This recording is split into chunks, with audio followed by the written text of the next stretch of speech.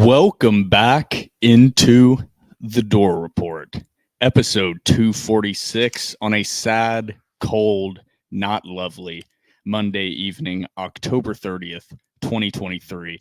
I am Will Byrum, joined by, I think, Trevor Hulan, as always, with a very important message to get out to Commodore Nation on episode 246 here, the Ole Miss recap. Here at the Door Report, we are powered by Corey Perkins of Parks Realty. If you're a first-time home buyer or looking to move homes in the Nashville area, Corey Perkins is your man. You can reach out to Corey via phone call or text at 615-967-8623, or you can reach out to Corey via email at coreyperkins@realtracs.com. Realtracs spelled REALTRACS.com. And Trevor, we have, I don't want to say brief, I also don't want to say beefy, the Vanderbilt-Ole Miss recap. The Doors fall 33-7 to Ole Miss. We also have me and Trevor's three key takeaways and a very quick Auburn preview and a very quick prediction segment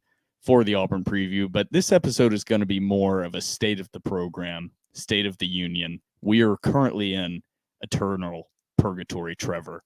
How are you currently feeling? Well, I've got some things I'd like to say.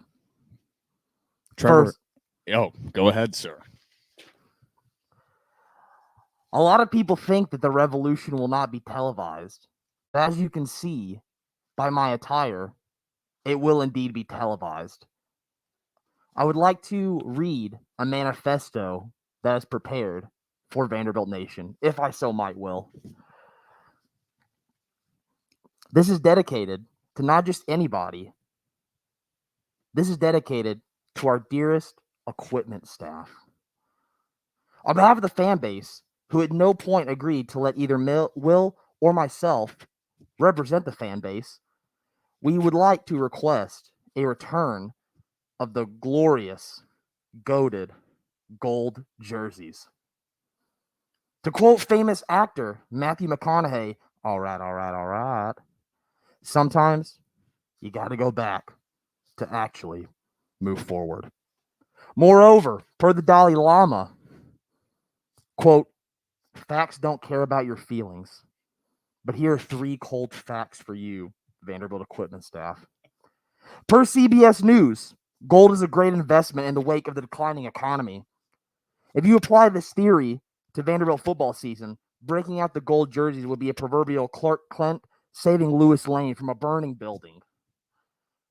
Fact number 2, Rome was the greatest empire in the world until Gaul showed up.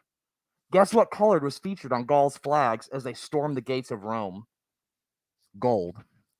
Fast forward a couple of years, Vanderbilt won back-to-back gold bowl games after introducing the gold jerseys and prevailed in the Music City Bowl wearing the gold jerseys. Finally, the Vegas Golden Knights just won the Stanley Cup playoffs. Gold medals equal first place. It cannot be a coincidence. Gold wins games. Fact number 3. During the games, the Vandy fans become bastions for the Doors and spark fear into the unwieldy opposing fans when the black gold chant starts. The best chant in all the nation, I might add. When chanted, I've seen opposing fans cower into the fetal position as I rise like a phoenix out of the flames when they notice that the chant is only at half strength. That the gold is merely a gilded battle cry. We do not embrace the gold. Based on the empirical, undisputed evidence, we are respectfully requesting you bring back the gold jerseys. You are our last hope. The season is over. We're not going to a bowl game. This has been a failure. But there's one thing that can bring the juice back. There's one thing that can bring the mojo back. And you know what that is. So we are respectfully requesting, on behalf of the entire fan base, give us hope. We are in hell. Deliver me to the pearly gates, and let me see those golden streets. Amen. Amen, and God bless. Before we get to the rest of episode 246, don't forget to follow us on Twitter and Instagram at The Door Report. Like us on Facebook. Subscribe to our YouTube channel. Our podcast is available on iTunes, Spotify, and Google Podcasts. And while you're at it, give our podcast 5 stars and a review on iTunes. It's now time for breaking news.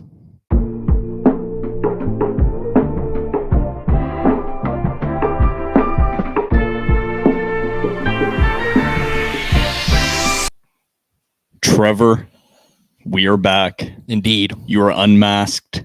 The manifesto has been read. Phoebe seemed to object a little bit to your reading of that manifesto. Overall, how would you rate your delivery of the manifesto for gold jerseys? Given that my glasses kept falling off this mask and it was too small for my big face and that my cat just kept clawing me, I feel like the delivery is pretty solid. I feel like it's pretty solid. I mean, I would give that a solid like IMDb rating with, of course, the factors relating to it of a cat trying to peel the mask off of your face. I'd give that like a 7.8. There we go. I mean, just for reference, Mr. Nobody with Jared Leto's a 7.7. Great film. Nobody cared till I put on the mask. It's a different movie.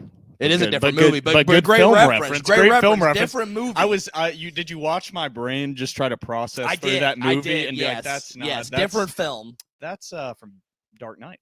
Yes, different film. Yeah, I was really thrown off by that, but Trevor, I agree with every single word written in that manifesto.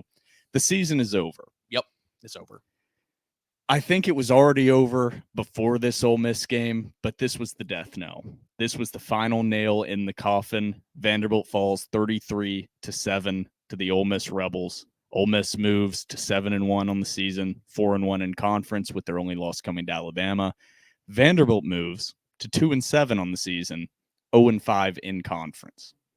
Granted, 2 relatively winnable games are on the horizon against Auburn and South Carolina, but sitting at 2-7, bowl chances are obviously off the table.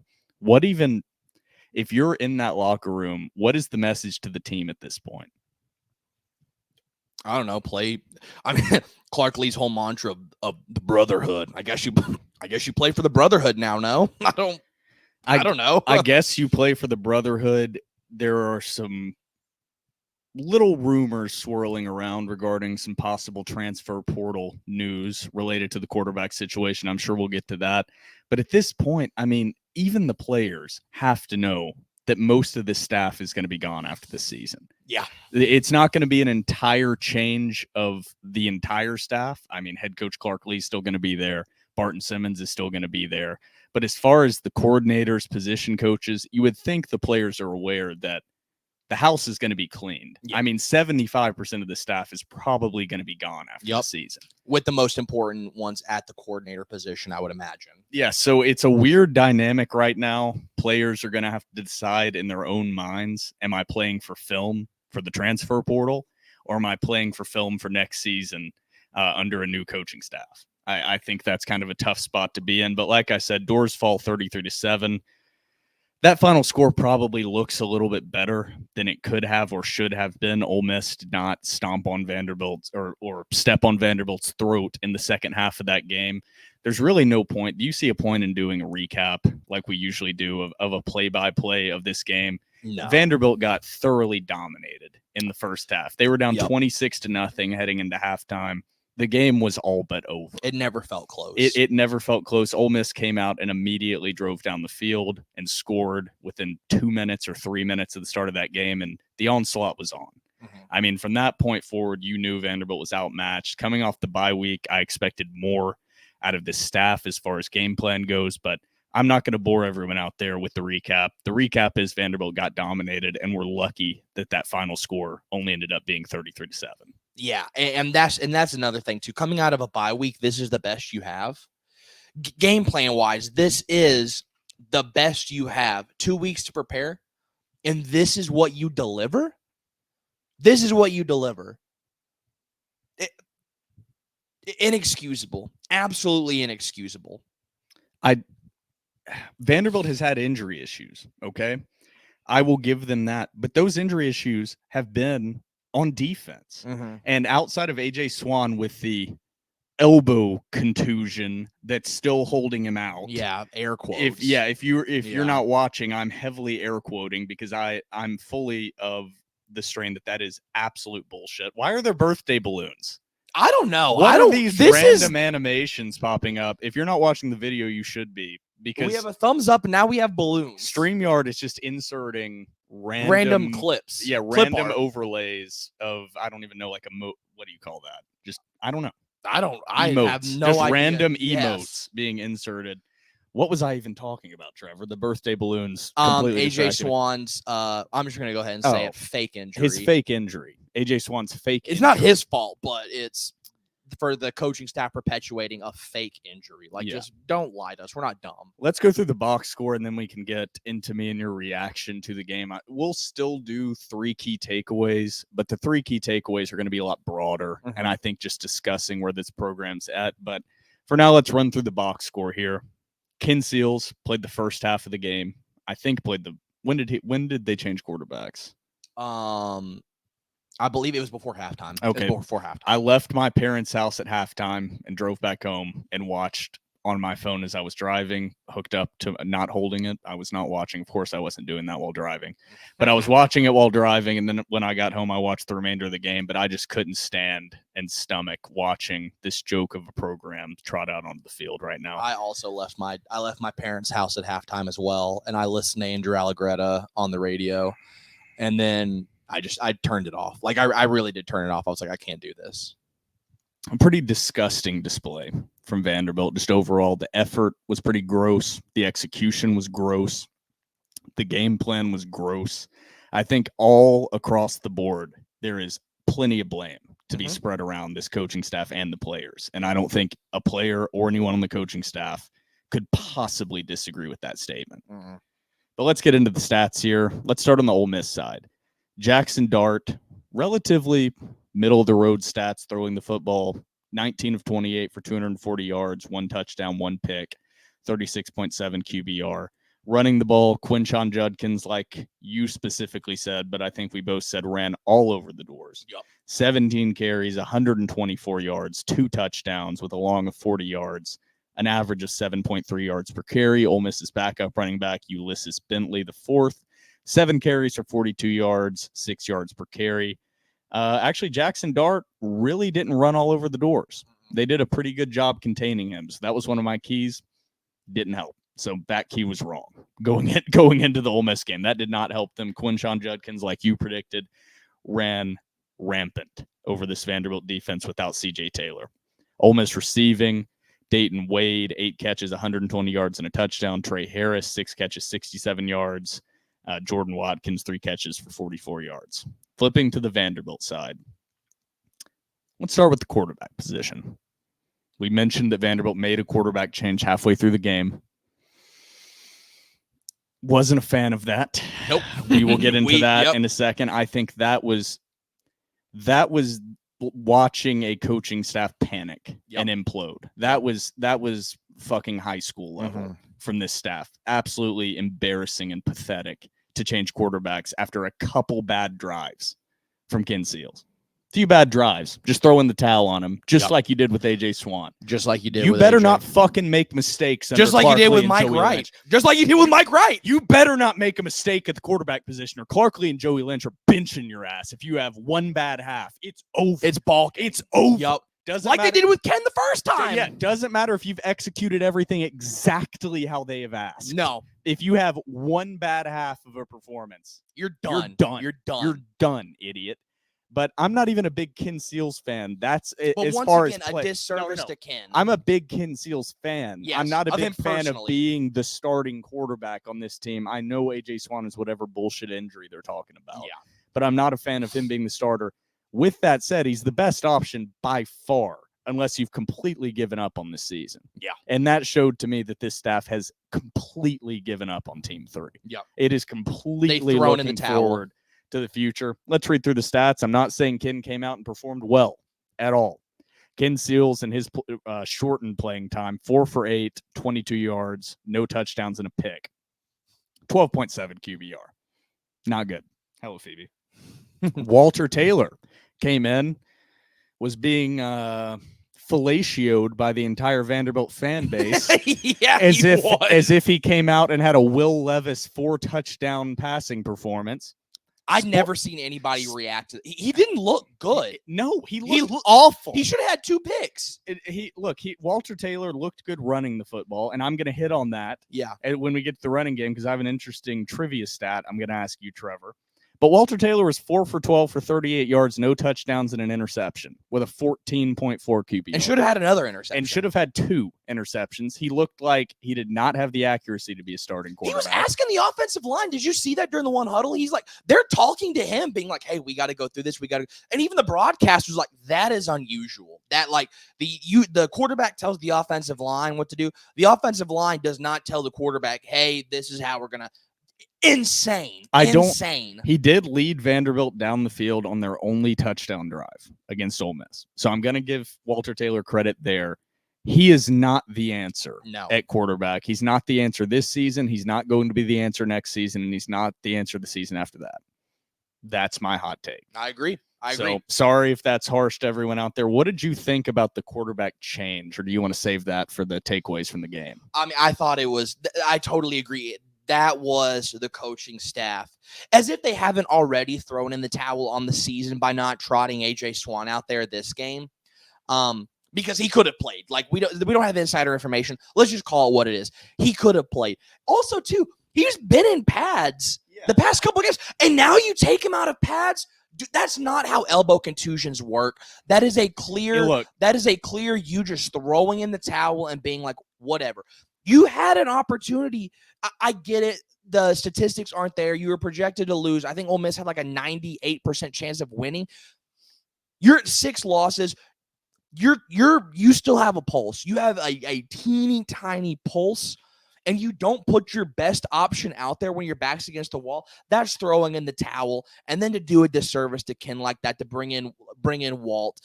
You're like, we needed to move the ball. Yeah. Maybe open up the playbook. Maybe open up the passing game. That's another way. Instead of trotting out Walt Taylor. Yeah, maybe allowing Ken more than 8 total pass attempts, most of which were behind the line of close scrimmage? to or behind the line of scrimmage outside of a bad decision by him that resulted in an interception. Guess what? That's going to happen. Yeah. If you have a quarterback, the best quarterbacks in the country occasionally make a bad decision every now and then. I don't think Ken Seals is one of the best quarterbacks in the country.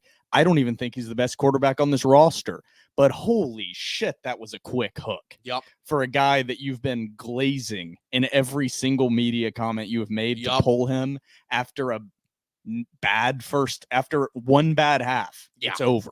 Just crazy. We'll get into that more in our 3 key takeaways. Let's go to the rushing stats. Walter Taylor was the leading rusher. 20 carries, 59 yards, and 1 touchdown run, 3 yards per carry. Sacks obviously count into that.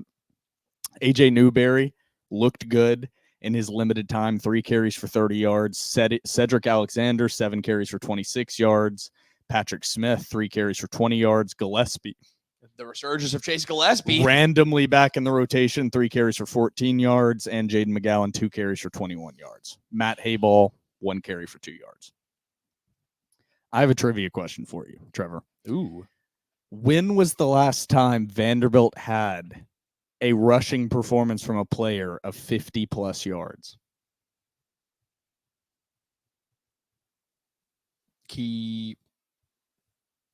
Mike Wright last year, I would imagine. No, it's actually not that far back, but it's still pretty far back. It's against Wake Forest. Patrick Smith, 10 carries, 77 yards. God. That was the last. Vanderbilt has not had a player rush for more than 50 yards since the 3rd game of this season. This was the 9th game. Break 100. This was the not 100-plus yard just rusher, over 50. Just 50. That's not a big ask. It's been 6 games since Vanderbilt has had a player rush for over 50 yards, and it was your fucking backup quarterback in a half of play. How awful is this running scheme that it cannot produce a 50-yard rusher? Yep. I'm a big Jimmy's and Joe's guy. Okay. I think that factors in more than any scheme, especially at the college level, or as much as any scheme. But I'm going to go with more, especially at the college level. there's something wrong with the scheme. Yeah. It's not just Jimmy's and Joe's at this point that Vanderbilt can't produce a 50-plus yard running back. Yep. Because this was a quarterback. This was off quarterback sneaks, Ole Miss not being prepared for a running quarterback, and it worked with no preparation. Yeah. Because I know Ole Miss was not ready to face Walt Taylor. Yeah. In their wildest imagination, they didn't think that Vanderbilt was going to pull out Walt Taylor willingly. And clearly Walt Taylor didn't have control of the full offense and could not run the full playbook. No. And they were limited to packages with Walt Taylor, and it showed. It really showed after that first drive with him running the quarterback. So the running game, pitiful again. We'll go to receiving. Junior Sherrill, the leading receiver, 2 catches for 28 yards. Will Shepard, 4 catches for 17 yards. Cam Johnson, 1 catch for 13 yards, and Chase Gillespie, 1 catch for 2 yards. That's it.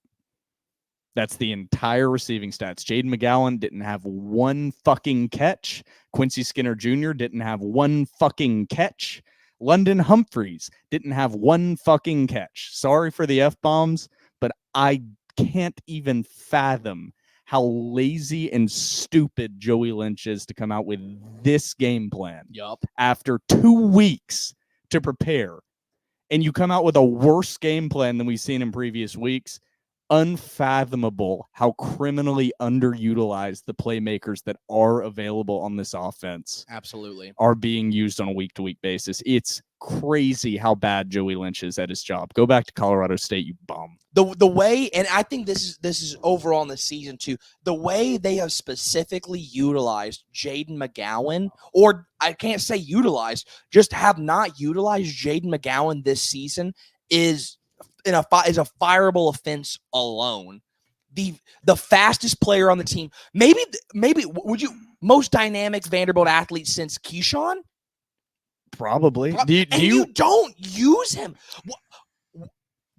They used Darius Sims however they could. They used Casey Hayward however they could. They used DJ Moore however they could. And you cannot do that. I don't like. Look, it's. What were we talking about? How is about? he not utilized like Urban used Percy Harvin? How? Look, I'm not saying that I have the X's and O's answers. Okay, so maybe this is hypocritical. I don't have the X's and O's answers, but it's also not my day job to have the X's and O's answers. You're not paid 6 figures. Yes, I'm not being paid high 6 figures to be unable to scheme open Vanderbilt's playmakers. If you allowed me to work on that 60 hours a week, I guarantee you I could scheme a better offense than Joey Lynch has right now, or at least the same amount of production. Yep. What I'm getting at is this game plan truly couldn't have been worse. Yep. You could have had any high school offensive coordinator in the state of Tennessee scheme for this Ole Miss game, and it would have produced the same results that you saw from Vanderbilt in the first half. And you want to know what? Coaches vary on offensive philosophy. No offensive coach has the exact same offensive philosophy, but even somebody who runs a wing T triple option versus somebody that runs an air raid spread, they are both going to say the exact same things, even though they have different offensive philosophies. What is the best game plan on offense? Both coaches are going to say, get your playmakers the ball. You get your playmakers the ball. It doesn't matter if you run a triple smokes, like an old school smokestack offense. It doesn't matter if you run a Mike Leach or Josh Heupel offense. They are both going to say, get your best guys the ball. And Joey Lynch refuses, not just this game, this whole season has refused to get the best playmakers the ball. Look, and it can be refused or it can be unable. But it really doesn't matter what verbiage or adjectives or vernacular you use. He's been unable to do it. Yep. So it doesn't matter if he's listening to this, and Joey Lynch is probably not listening to this right now. But if anyone out there is like, well, that's not giving him enough credit. He's trying with X. He's trying with Y. He's trying with Z. Well, it's not working. Yep. So it doesn't matter. You failed. Yep. And you will probably be fired after this season. I would be utterly shocked if Joey Lynch is still the offensive coordinator after this season. If Joey Lynch is the offensive coordinator, I won't be will. attending. No, I will. I was about to say I will boycott Vanderbilt. I Football. will not be- I if- will not attend a If Vanderbilt Joey football Lynch game. is the offensive coordinator, I will not be in my season tickets that I have held since 2005. Yep. I will not be attending football games if Joey Lynch is still there. Yep. If Clark Lee's still there, good. Fine. I Yeah, think he can should work be. with that. There's stuff going on behind the scenes with recruiting, NIL, raising money from boosters, the entire construction project. There's a lot more to being the head coach. It's very simple with the OC and DC. Yep. If you're not performing on offense and you're not performing on defense, it's time to make a change, Vanderbilt. It's time to make a change. And it's time to make a change with your mental health performance coach as well. My God, that because was the boys are not embarrassing. mentally performing well That was right now. embarrassing. They're mentally performing like shit. So that's time for a change as well. That was very embarrassing, that clip going around social media. That, also, too, Vanderbilt tweeting out that clip with my a heart, gosh. with heart emojis and tagging her in it. How, like, I've been a fan of what Vanderbilt's been doing with social media. It's Yeah. gotten so much better. Yeah. So don't take this as the throw away the whole, don't the throw baby with the bathwater. yeah, exactly. Don't throw away the baby with the bathwater. But how can you see that clip on the live broadcast and then post that clip to your official football account with the on season Twitter? that the team is having? Yeah, you know what that's going to turn into. And if the person that tweeted that doesn't know what that's going to turn into on Twitter, they shouldn't have a job. Yeah. On to defense on the box score here. Langston Patterson looked like an absolute stud. Was He's ranked to gonna be the PFF weekly all first team or whatever it was. 9 total tackles, 4 solo tackles, 3 tackles for loss and a sack. Dericky Wright and Jalen Mahoney both with 7 total tackles. Savion Riley and Kane Patterson with 6 tackles each. Good to see Kane Patterson. Welcome back, Kane. Welcome back, Kane. He looked really, really good for being back. Maybe play Langston and Kane more at the same time. Yeah. That's Maybe, just one man's maybe thoughts. let's not play Ethan Barr. I don't know. Maybe that's just a No. that's just a thought. Maybe the guy who takes horrendous angles to the tackler, and also if he does take a good angle and gets to the tackler, just can't bring him down. I don't know. Maybe that guy shouldn't play football. I don't know. That's just my opinion. Maybe so, maybe so. Trevor, we still have our 3 key takeaways to get to, which will be more 3 key discussion points, I think. But before we get into those 3 key takeaways, I think it's about time for a TDR cocktail break. So grab yourself a cold one and get ready, because these should be pretty fun if the first couple segments have not been entertaining enough. They don't have cold ones in hell, which is where we are attending or residing right now. It's now time for the still unsponsored TDR cocktail break.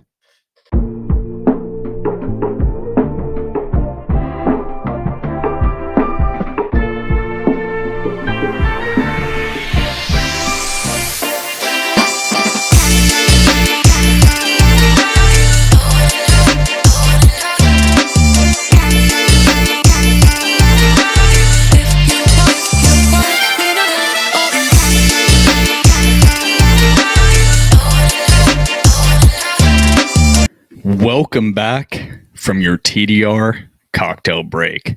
I really hope you have an ice cold, delicious alcoholic beverage next to you.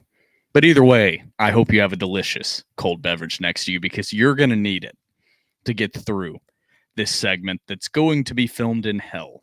Basically, hellfire is going to be raining down during these 3 key takeaways from the Ole Miss game, which I want to call just 3 key storylines of the season, or 3 key storylines of the future of the Vanderbilt football program, because I don't think these are going to be necessarily individually tied to this Ole Miss game, because I don't think we learned a lot about this Vanderbilt team. I think we learned everything we needed to know in the previous 8 games, and this game against Ole Miss in game number 9 was just reinforcing what we already knew. So, Trevor, anything you want to add before we get to our key takeaways? What are you looking at over there? Oh, the garbage man. I heard somebody coming down the stairs, and it's the garbage man. That's Trevor, what I was looking at. What's your key takeaway number 1?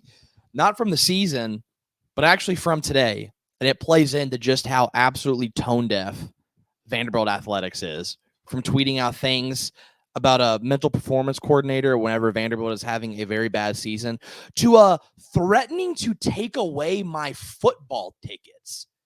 I get an email tonight that even though I have paid my season tickets in full, and it is October 30th, Vanderbilt apparently is doing an in-house audit and says that I have a balance on my account.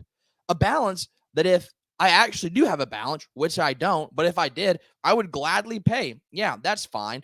But where my issue is threatening to take away my football tickets and freezing my account so that I cannot purchase basketball tickets. Vanderbilt, you are. How can I get it? You need your money, whatever. You got a $6 million donation to the school today, whatever. I wish you would go to athletics. How are you threatening to take away tickets from fans? Diehard fans, fans that attend every single game, fans that watch away games every single game, fans that attend basketball, fans that attend baseball, fans that run a freaking podcast and don't get paid for it. And we have to talk about god-awful Vanderbilt football at the end of every Monday night after we just got done at our day jobs, and for Will, his second job, and for me, school. And you're threatening to take away tickets. What are we doing? I had to get that off my chest, that I got an email in the middle of class. The guy's like, call me. I call him immediately, just doesn't answer his phone. I email him 4 times, like 5 minutes after I get an email from him. No response. Just a nice little email from somebody at the Vanderbilt ticket office saying, hey, by the way, if you don't pay it, we're going to take away your Auburn ticket. So gun to your head, brother. Go ahead, pay the money. Ridiculous. Tone deafness. I always do like to point out ticket sales are important to the revenue of an athletics program, especially football season tickets. However, Vanderbilt and every university in the SEC in 2021, 2022 received $49.9 million in a revenue distribution check from the SEC. Vanderbilt's football stadium, the First Bank Stadium, currently, while under construction, missing a lot of seating capacity, seats 28,500 people. Vanderbilt's season ticket holders, probably 8 to 10,000, maximum 10,000. Mm-hmm. Even if you divide out $49.9 million by every single seat in that stadium, that is $1,750 per seat in First Bank Stadium. And you're worried about a $204 discrepancy on an account for a football season ticket holder while sitting at 2-7, putting this dog shit product on the field and then threatening year to take away tickets. after year. You should be paying fans $204 per fucking game to go and sit through this shit. And you might have a better stadium crowd. If you're invoicing or running account reconciliations, that's literally what I do. I'm in financial reporting, but that's what the accountants that work under me do, is run account reconciliations. I get it. If you're a normal business, if you're a pro franchise and running account reconciliations for your PSL, personal seat license, or season ticket holders, I get it. If you're Vanderbilt football, should you really be discouraging fans from attending your games? They are discouraging the few of us remaining that have powered through, the few that actually care. This embarrassment. There are like 7 total tailgates in your parking lots. Mm-hmm. We are one of them. Just in general, even if we weren't, even if it's random Joe Schmo that shows up in black and gold 6 games a year, screw it. It's $200. If it's $200 for every single season ticket holder, screw it. That's what pisses me off so much. And I'm not even mad. I can afford the $200. It's the principle. It is the threat. It is the emailing a fan and saying, pay this or you're not allowed to come to Auburn. Pay this or you're not going to be allowed to buy basketball tickets. Are we serious? That's not saying you haven't paid anything. This is the difference. It's not like they looked at Trevor's account and said, oh, he hasn't made any payments and we still given him his season tickets. We screwed up. You owe the full season. And you'd be like, oh yeah, you're right. I never paid it. It's a discrepancy that they clearly have mischarged in some way. Yes. And even if every single season ticket holder, maybe that's 10,000 people, $204 due to an account discrepancy. That's only $2 million if you have 10,000 season ticket holders, which I don't think they do. No. but that's only $2 million. That is 4% of just the revenue distribution check you received last year from the SEC. You are going to be receiving more this year, and you're going to be receiving a lot more in the future. I know it's a normal business process. I get that. Yeah. It's just let it ride. And just understand where you are as a program, and you need to be doing everything in your heart and soul you can possibly do to encourage current season ticket holders to attend games. Yep. That should be your number one priority as an admin related to fans. Yeah. Is football and basketball and baseball season ticket holders should be catered to. Yeah. Not individual game ticket fans. Yeah. That's the number one mistake Vanderbilt has been making for years. Absolutely. Is catering to the once a year fan and not catering to the very small amount. But there are diehards, and Candace Story-Lee, for the most part, has done a better job of that. This is an example. They still have room to grow. And I'm not even mad about the mistake. I tweeted this. I'm not mad at the people make mistakes all the time. No big deal. The mistake doesn't bother me. Threatening to take away tickets and freeze accounts, dude, come on. You guys have been putting out an awful product, like you said, year after year, but still begging fans to come. And some of us do against our better judgment. And now you're like, you know what? Pay it. We're not going to let you in the ball game. Pay it, or you can't even get tickets. I mean, geez. Guys, man, just use your brain. Self-destructive. You could have just said, hey, there's a balance. And I'd be like, hey, that's a mistake. We'll get it resolved. But being like, hey, there's a balance. Pay it. You can't go to any more ball games. Jesus Christ, you can't sit through misery. Jesus. You're not allowed to go sweat your balls off in the non-air conditioned Memorial Gym against Presbyterian and the other 3 bye games at the beginning of the year on a Tuesday. And you can't go watch Vanderbilt at 2-7 go play Auburn. Oh no, my stars! What are you going to do? So that was your key storyline, key takeaway number 1. I had to get that because that's freshman. Screw the Vanderbilt ticket office. I'm going to call them in the morning because they're going to respond to my 4 emails and my voicemail I left them saying, hey, I just called you. I just got a voicemail 2 minutes ago. Now you're not answering my calls. It's going to be resolved. They're going to be like, oh, no big deal. But I'm going to be like, don't threaten fans. Don't poke the bear. Don't poke the TDR bear. You emailed the wrong guy, pal. All right. I ended up emailing my ticket rep, and I'm like, hey, bro, you need to talk. I'm not going to say his name on air. You need to talk. It's not even my ticket rep. My ticket rep didn't even email me. I'm going to be like, hey, you need to talk to this guy. Have we thought about the possibility you're getting scammed? It was an at Vanderbilt.edu, so it was real. It was real. That's why I was like, okay. Do you need to send it in iTunes gift cards? I don't want to say his name on here, but I got your. I'm not going to threaten you. You need to pay. Don't threaten $204 in prepaid Visa to this gift cards. Nigerian king. Yeah, or you need a wire transfer, or he's going to kill my son. I'm not even married. I don't have any kids. Like I have your son hostage. I'm like I don't have a kid. Well, I have your son hostage. I'm going to kill him, and you won't be able to go to Vanderbilt versus Auburn. That's kind of basically what they're doing: is holding your children hostage, saying you can't attend. This is the only thing keeping you alive. This is one of like my biggest loves in life. Like it truly is. And you're like, dude, you can't come anymore. Not just the football game. We won't let you come to any other ball games. Come on, guys. Okay, my key takeaway number 1 is not going to be as fun as yours, I don't think. But I think it was 2 episodes ago. Maybe it was 3.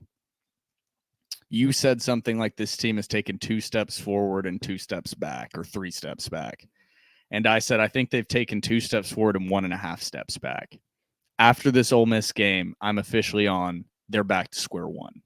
They're back to the starting point. The talent level that has increased is gone. I think there are some young guys that are freshmen or sophomores that can translate into good players. But it all starts with quarterback. Mm-hmm. And right now, this team has no clear path forward on this current roster at the quarterback position. That's not saying that there aren't rumors swirling around about a possible former 5-star that could be transferring into Vanderbilt. It's a little bit too early to speculate on that. But if I put my tinfoil hat on, it makes a lot more sense if Vanderbilt expects a 5-star transfer quarterback to come in to have AJ Swan out with a quote unquote, air quotes, elbow contusion, because everyone out there should know AJ Swan has played 4.5 games this season. He was injured in game number 5. So if he's going to transfer schools and possibly apply for a medical red shirt and not lose a year of eligibility to make the case for the medical red shirt after playing in 4 games, you would have to have consistent quotes from the head coach about the injury. And you would also have to have him not being dressed for a game late in the season when he's been dressed in previous games to add credence to your medical red shirt application. That math is mathing. I think there's probably, and I think it's been reported by some other sites, go pay for Vandy 24/7, Robbie Weinstein, if you want some insight into that a little bit. He's not gonna hold you a gun to your head and try and cancel your Vanderbilt season tickets. He's just gonna say, yeah, come on in. If you don't pay it, no big deal. I'll give you a grace period. I paid in full. I sent you the receipt. Trevor's hung up on this. It's pissing. It's making me more mad than it should. But this team basically looks about the same that they did when Clark Lee took over. I'm not saying Clark Lee took over good talent. He took over a shitty football team, a terrible program in a terrible place. This is still a terrible program in a terrible place in year 3 under Clark Lee. So I don't think he's driven them further into the ground. I think Derek Mason did all he could to pile drive this program 30,000 feet under if it hadn't already done that to itself in the previous 40 years. I'm just losing faith overall that Clark Lee is going to be able to completely uproot a 50-year narrative. I'm not saying he's not a good coach. I'm not saying he's not an intelligent man. I don't know if he's the personality to be the face of the program to turn around 50 years of failure. Yeah. And I think that's kind of a broad key takeaway number 1. It's not saying he's a bad coach. It's not saying he's an idiot. Like I feel about Joey Lynch as a bad offensive coordinator. Joey Lynch is not a Power 5 offensive coordinator. No, he's not. His scheme works fine at Colorado State. Yeah. It works fine in the MAC. It works fine at Ball State. Mm-hmm. It will not and has not worked against Power 5 SEC competition. So Power 5, but let alone against the SEC. Yeah. The king of the Power 5. But this team's back at square one. All the talent that's currently here outside of CJ Taylor, probably outside of Langston Patterson, probably outside of Junior Sherrill and Leonard Humphreys, most of the talent from this team, the little bit of talent that's there, is gone after this season. So this better be a big offseason for this Vanderbilt program. On top of coaching staff turnover, they need to hit that transfer portal hard in a way that we have not seen any Vanderbilt program hit the transfer portal. I agree, and that plays into my key number 2. Once again, we're staying broad. Piggybacking off what you said, not a lot of talent returning, but you got to maintain that talent. And what Vanderbilt needs is they need some donors to step up. They need some donors who are going to write blank checks to Vanderbilt football. I get it. It's a lot of money for a bad program. It's not like it, but this is how sports works. It's specifically college sports. And this, I firmly believe this. It is not when, then I will support in terms of donors. You got to have the money, then you can win. Vanderbilt needs big-time donors to step up, retain the talent that this team possibly could return, and also open up the checkbook to get talent in the portal. You need both. Vanderbilt needs both. I'm very, very happy with what they're doing with Vandy United and the construction. I think that's wonderful. I think the donors have stepped up in a big way. Vanderbilt needs big NIL money to compete in the SEC. If Vanderbilt does not get NIL support, big-time NIL support, Vanderbilt will never succeed, and that's just a fact. I should have pulled up that tweet. This tweet from Chris Lee, Vandy Sports. Great tweet. Vandy Sports. Wonderful tweet. Yeah, I'm going to try to pull it up right now, but vandysports.com, Chris Lee, Billy Derrick, Joey Dwyer. Definitely subscribe to them as well. We give shout-outs to Vandy 24/7. Shout out vandysports.com Yeah, as well. this was a wonderful tweet. I cannot get it pulled up on TDR. I'm trying. But the basis of it is, even though I don't have the exact tweet, is Chris Lee tweeted out that the equivalent of the talent gap is that every SEC program gets 12 picks. And then Vanderbilt gets 2 picks for the remainder of the rounds of the draft. Mm-hmm. And the rest of the SEC gets 1 pick, the remainder. Vanderbilt of the doesn't draft. start draft until the 12th round. Yeah, and Vanderbilt doesn't start drafting until the 12th round. That is really what it's like. Vanderbilt has a few guys that are SEC caliber, but overall, this talent just isn't there. So I think that's my key takeaway number 2 is related to yours. Great with the Vandy United. Great with the donor support for that, as I'm getting another thumbs up emote for whatever I'm saying. They like what I'm saying here on StreamYard. But everyone needs to keep in mind that Vanderbilt's starting behind the 8 ball. Every other SEC program has a 40 to 50 year head start on where Vanderbilt is. So the stadium renovation, the huge investment in locker room upgrades and all that is awesome. That's great. That gets you still 10 years behind every other SEC program. That should have happened 20 years ago. There should have been, at least 10 years ago, there should have been a huge stadium renovation. So you're just getting back to where now just the roster is mostly horrifically behind, and fan support is horrifically behind. Donor money, horrifically behind. So you fixed the stadium construction issues, but now NIL offers an entire different set of issues. And like you said, you have to invest and then you win. It's not win and then you invest. And right now, I think it was, I don't even know where I saw this. Maybe it was on 3 Sports. Said most NIL collectives in the SEC are at around $5 million of money. I think that's probably lowballing it, to be honest. And Vanderbilt's sitting right now with the Anchor Collective at $2.1 million. So you're not on a level playing field recruiting. You're not on a level playing field in the transfer portal. And that's with the entire Vandy Boys roster being signed to an NIL deal. Yeah. And Vanderbilt's still running behind that much of their SEC counterparts. So that gap is only going to get bigger when Texas and Oklahoma join. It only takes 10 donors, 10 big money donors right now that could change the entire landscape of Vanderbilt athletics. Mark Cuban's daughter, I believe, goes to Vanderbilt currently. Jeff Bezos' daughter goes to Vanderbilt. Right now, they could have one small little business expense of $15 million, $10 million. That's not small, but for them, it's small. Yeah. $10 million. And you could have, in 3 years, a competing in the SEC football team. If you had a donor with that type of money that would be willing to invest. That's all it takes. That's all it takes, especially in the NIL era. So it really is right now. Vanderbilt's staff is worse than the rest of the SEC. And truly, to take a little bit of the weight off the shoulders of the staff, the overall talent on this roster, as I've hit on every single episode, is so far behind the rest of the SEC. The chasm between Vanderbilt and the rest. Vanderbilt's so much closer to a MAC team than they are an SEC program right now. And that's just where this program is. And before you can truly address or fix the problem, you have to be able to state the problem. And right now, Vanderbilt's just not an SEC football program. Yeah, I agree. My key number 3, going back into the coaching staff talk. The coordinators are going to be gone. It's just, we don't know for certain, but if they're not gone, then you got to go ahead and you got to fire Clark Lee because he's shown that he's loyal to a fault. On that note, Clark Lee is going to have to change his ethics. He's going to have to change his moral compass. You cannot hire yes men.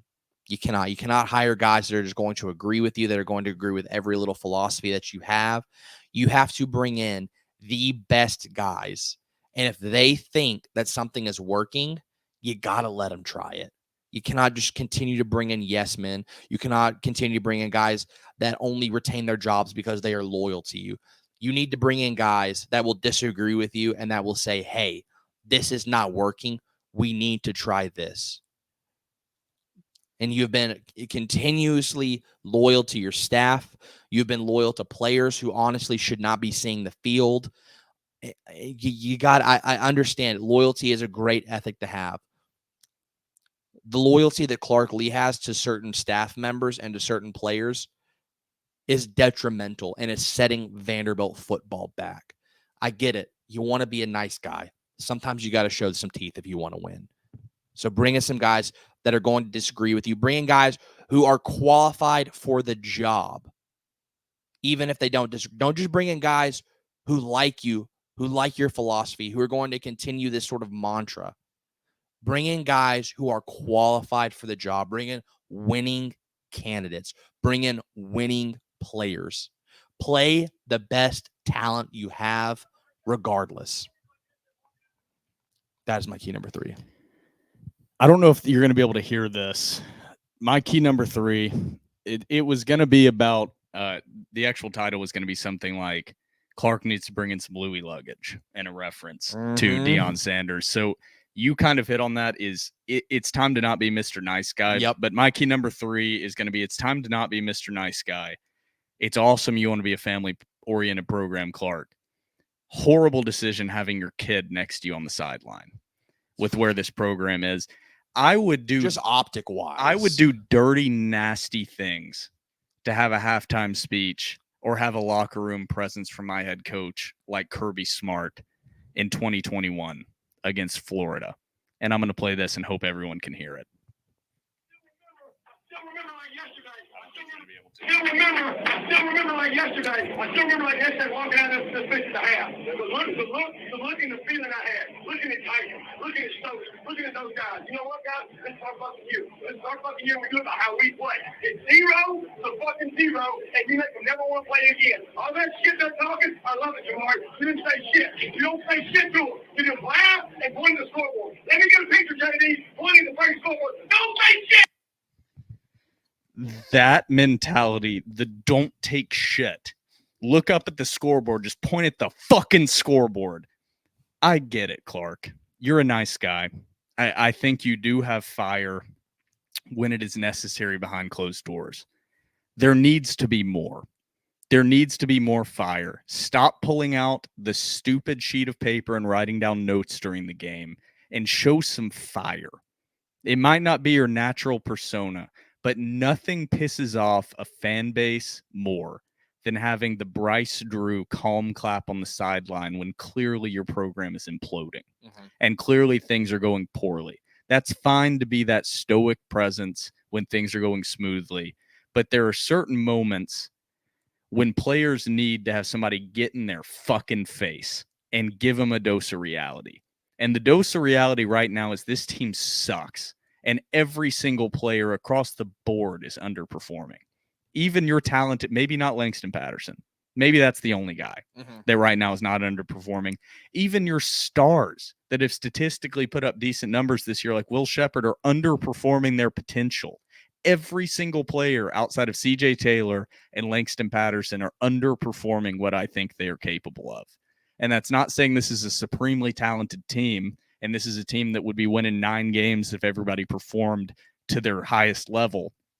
But whatever the approach is right now from Clark Lee is not working. So it's time to change some things. And that's what I don't know about Clark Lee yet. Is he willing to change? Is he willing to change his core philosophy on how this program is run?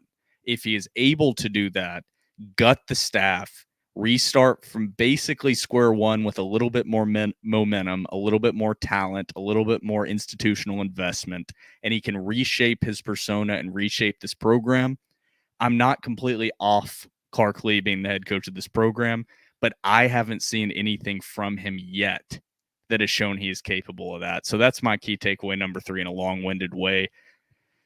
Why is your son standing on the sideline next to you at 2-6 against Ole Miss getting your ass kicked and you're just writing down on a sheet of paper, Clark? Let's see some fire. Let's see some change. Let's see something in these last 3 games to build the smallest, tiniest, itsy-bitsiest amount of momentum heading into the offseason. Because right now, I don't see a lot of hope on the horizon. No. And I know we love the romanticized James Franklin era, but one of my most favorite James Franklin moments is the 2011 Georgia game. A fight after the game happened, and at James Franklin's press conference, he went up to the microphone. It said something along the lines of, this Vanderbilt team, this Vanderbilt program will not take shit anymore. This Vanderbilt team is not going to be the lovable losers anymore. That mantra is out at Vanderbilt. Vanderbilt is going to fight. Vanderbilt is going to show grit. Vanderbilt is going to show their teeth, and they are not going to back down from anyone. Say what you want about Derek Mason. I think Derek Mason had a little bit of that too. Yeah, after games, he's letting people know Vanderbilt is here. Vanderbilt is not going to back down. Vanderbilt is going to talk the talk. Even though they couldn't walk the walk sometimes, Vanderbilt's going to talk, and they're not going to back down, and they're going to let you know that they're here to play football. If Vanderbilt has regressed back to the Bobby Johnson 2000s and the 90s era to where Vanderbilt is the lovable losers, to where people look at Vanderbilt and they're like, man, I hope they do good. They seem like nice guys. No, Vanderbilt needs to bring the fire back. Vanderbilt needs to know you cannot push Vanderbilt around anymore. Vanderbilt is not the classy program that's like, oh yeah, like we're just a bunch of nice guys. You're smart school. No, you got to let the dogs loose. The most disrespectful thing possible for an opposing coach is after the game or before the game talking about how tough the team played or how well coached the team is, or how they're doing the most they can with the circumstances they're in. That is so much more disrespectful than just saying I hate that dude. Yeah. Because it's layered in the niceness, the lovable losers. Yep. I love that phrase. That is what I'm afraid Clark Lee is he's a lovable loser. Mm-hmm. And I want to see something out of him that changes that. I think it was 2012 against Tennessee, and they pulled off the revealed episode, but James Franklin during halftime saying, the boats are burning. There's no turning back. Like, Clark has to have a little bit of that in him. I just haven't seen it yet. So I think that's me and Trevor's 3 key takeaways. Very long-winded, very broad, but there are a lot of issues within this Vanderbilt football program right now. I think it's about time to get to this very quick and brief Auburn preview and predictions, which won't be much of a preview. No, because I think we're pretty broken. Yeah, even a god awful Auburn team coming in is gonna have their way with this Vanderbilt team. I also feel bad. I've dropped a lot of F-bombs, and I'm also like unrelated. My nose is itchy because of allergies. I guess the weather's gotten a lot colder. I'm not on any uppers right now. I'm just fired up, and my nose is itchy. I pinky promise everyone out there. This is just a bad coincidence if you're watching. But Vanderbilt, last home game of the year, plays Auburn, 3 p.m. kick, SEC Network. Auburn is currently 4-4, 1-4 in conference. Vanderbilt, I think, opened up as a 13-point underdog. Mm-hmm. I think that's gone down to 12.5 on some sports books. The over-under sitting at 49 points. Being a 13-point underdog at home against Auburn tells you pretty much everything you need to know about this current season. Yeah, I agree. A bad offense coming in. If you'd have told me that Vanderbilt was close to a 2-touchdown underdog as I burp against this Auburn team heading into this season, I would have laughed because I knew Auburn wasn't going to be very good, and I expected Vanderbilt to not be the embarrassment that they are, clearly being the 14th out of 14 team in the SEC. But they are, and that's where this Vanderbilt team is. Auburn has not been great this year by any stretch of the imagination. We might possibly later in the week, I kind of doubt it, have an interview with somebody from Auburn about their roster as a little bonus episode. I'm really doubting it. We'll have a bigger preview for the South Carolina game. But Auburn, the only really comparable matchup they have, Auburn lost by 7 points to Ole Miss 2 weeks ago, lost 28-21. They also lost to Georgia by 7 points, 27-20. This Auburn team, in my opinion, is clearly better than Vanderbilt, even though they're not very good. I don't have high hopes for this Saturday. No, none whatsoever. Let's go ahead and get into predictions, Trevor, because I don't really have the passion inside of me to dig into this. The only thing I will say is Auburn, not a good passing team, averages 160 yards passing per game. Not a good passing team. No. Vanderbilt, for example, averages 242 yards passing per game. They're a run-first football team. They average more rushing yards than they do passing yards per game. That's about as into this preview as I'll get. Yeah. What's your prediction there, Trevor? My prediction, bad Auburn offense versus a bad Vanderbilt defense. I think this is going to be the ugliest game of the season in terms of just not good football on either sides of the ball from either team. I'm going to predict a Vanderbilt loss. I think Auburn leaves Nashville victorious at a final score of 24-3. Ooh, 3 points. Yeah. Depends on the quarterback. I'm going to say right now, I think they probably start Walt Taylor. I don't know how they justify starting Ken after the way they did him. If Ken starts, I'll say 24-7. If Walt starts, I'll say 24-3. The offense is, this is the part with all the changes at quarterback, is the offense is clearly so much worse than it was at the beginning of the year. The offense has gotten so much worse than it was even against Kentucky with 3 horrific interceptions from A.J. Swan. The offense is still worse now than it was then. So the changes they've made in season have only had negative effects. My prediction's relatively similar to yours, Trevor. 27-7. Well, I think Auburn comes out victorious. Their offense is horrible, but Vanderbilt's offense is horribler. yeah. And so I think the offense continues to regress. I think they do punch one in like they did against Ole Miss, but I don't think this game – I think Auburn leads from the beginning to the end, kind of similar to Ole Miss. Not as big of a blowout in the first half. I think Auburn goes into half something like 14 or 17-3 or nothing. And then the second half is kind of more of the same. I just don't have much excitement. I think this is going to be a boring game that Vanderbilt loses in boring fashion. Yep, I agree. We need to lock them in on the Zens, though. What did I say? 27-7? I said 24-3. They're locked in. Trevor, anything to add to episode 246 before we close out this depressing episode? I guess we'll see if I'm at the Auburn game or if Vanderbilt bans me. We are in hell. We are in eternal purgatory. November 7th cannot get here soon enough. For myself, Will Byrum, and my co-host, Trevor Hulan, this has been episode 246 of The Door Report, powered by Corey Perkins of Parks Realty.